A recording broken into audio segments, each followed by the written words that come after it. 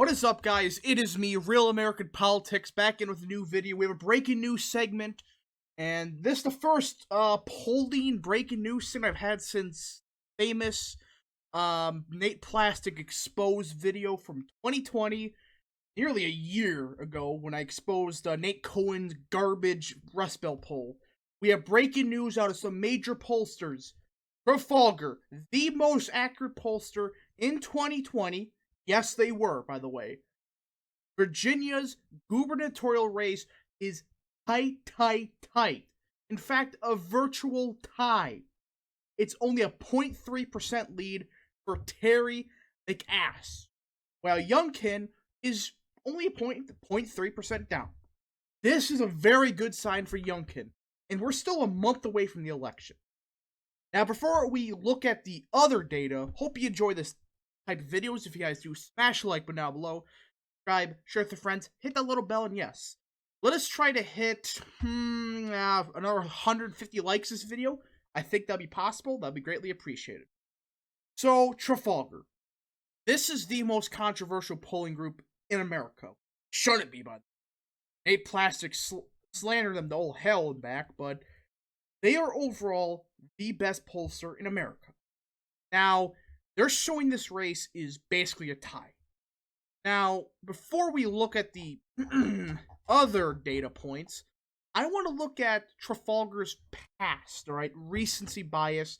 I'll show you guys that a lot of these narratives about Trafalgar really a bunch of horseshit. So, Trafalgar. They are even an A- poll, according to Nate Plastic, months after he called them faking their crosstabs for an unfinished poll. That clown that's bad. I mean, folks, the only reason this isn't A+ is because a garbage race is called correctly. You see that number, 66% race is called correctly. Yeah, the only reason that these other garbage pollsters like frickin' Sienna has an A is because that race is called correctly nonsense. Bunch of horseshit. It's BS. This should be an A+. Well, maybe. But anyways, they are an A- poll according to 538. But according to RAPA forecast, which website we'll talk about later, it has it at A+ rating. So either way, this is a very good pollster from all sides of the aisle, not the election mafia nonsense. 538 even admits they are a very good pollster. Now, you look at the past polls. They're hit or miss. And you look at a lot of this. And you look at, oh, wow, they had Loeffler up by 6.7. This was back in December 14th. Now, this is the biggest issue I have with 527. I mean, look at this, really. You're going to downgrade them for a poll that happened a couple weeks prior for a special runoff. This was before McConnell basically purposely lost the race for them. This was before the stimulus check stuff. And quite frankly, Loeffler and Perdue were going to win the race. Now, by how much? Hard to decipher, but Perdue by plus 2.5, 3 made sense. Loeffler, same deal. I think that 4 or 5 point win was what's going to happen. But yeah, that's the only reason that a lot of these polls that are weighing down Trafalgar, the only reason is like these polls from weeks ago, months ago even. That's really weighed down Trafalgar's grade. Now, you look at their final polls, and yeah, they predicted Loeffler to win by 1.5%. We're not going by 2.1. But the other Senate race, they actually basically were spot on. They were off by 0.3%. And again, this is all a Republican bias. Sure. But they're hit or miss. As you clearly tell, in some states, they are basically spot on, like, pristine. The other ones are dog shit. And realistically speaking, they're pretty good. I mean, 0.7 off, 0.2% off, 0.1% off, etc. Again, some of these are Republican bias, some of them are Democrat bias. I mean, even this is showing that slight Republican bias, but a lot of polls that they actually overfavor Democrat. So, Trafalgar is usually pretty good when it comes to this. I mean, these tight races they show, they're usually basically spot on, right? When it's like 0.5, the margin of victory they're predicting, they're usually pretty correct. Now, again, they're hit or miss. I'm not saying take this poll 100% value, but with Trafalgar showing this race tight, you should be inclined to say it's probably within one. And you look at the crosstabs, and overall, it's pretty solid. I mean, district participation,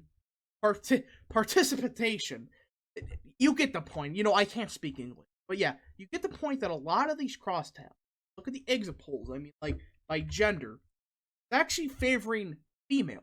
They overweighed females.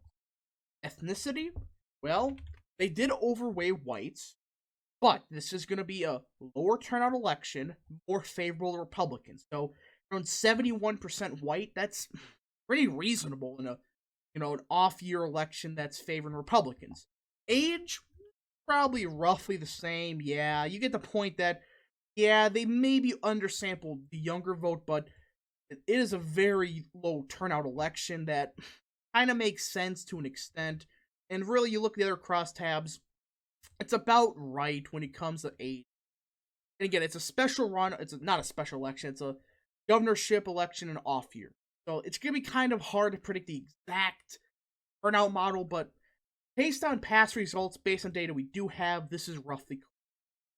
Now, there's another poll that's showing this race is tight. Monmouth. Everybody knows this is my most hated poll. I hate this poll. This poll is one of the worst pollsters in America. I mean, for Pete's sake, they had a margin of error of 9% in 2020. That is bad. That is really, really bad. And again, Monmouth is a Democrat-leaning pollster. Don't listen to what 538 said because, 10 years ago they predicted a Republican to win. So this poll had a D+5 sample, okay? You look at the party registration data. Again, it's not perfect, but it was a D+2 according to CNN. Probably like D+4. So this is probably should be like D+2 or 3, not D+5. So either way, look at the independent number. No matter what we do, look at the independent number. I know that's probably off by like 10%, but Biden probably won independent voters in Virginia, probably by like 10, 11%. Well, go down here to party ID. Youngkin is beating independents, the Monmouth poll independents. These are left-leaning voters by 6. This is not a good sign for Democrats in the state of Virginia. If Monmouth is showing this, this means this race is practically tied, according to Monmouth. You look at, when you weight by party, when you weight by a lot of factors, in fact, look at the desirability bias, Monmouth's garbage polling in the past, you weigh it all, it's a virtual tie. In fact, it may show Youngkin winning. We just gotta see. But get the point that they're oversampling Democrat-heavy voters. I mean, guys, they're expecting more blacks to turn out to vote. It's not gonna happen. I mean, this is the issue with these polls. They're predicting more of the Hispanic and black vote turnout, which, according to every poll we got, every exit poll, they're not going to show up. They're not going to show up in 2020 election numbers. They'll be way lower, like 16% of the electorate, not 19, almost 20%. So as of now, this race is basically a tie. I don't know who's going to win. I'm still leaning towards Terry to win this, Terry McAss, but Youngkin can pull it off. Only out down by 0.3%, probably tied, and when you account for every factor, it's a tied race. But again, I'm still saying Terry will win by like a half point. But for now, you just gotta see. If you guys enjoy this type of videos, smash the like button down below, subscribe, share with your friends, hit that little bell, and yes. Thank you guys for watching, and we'll see you guys next time.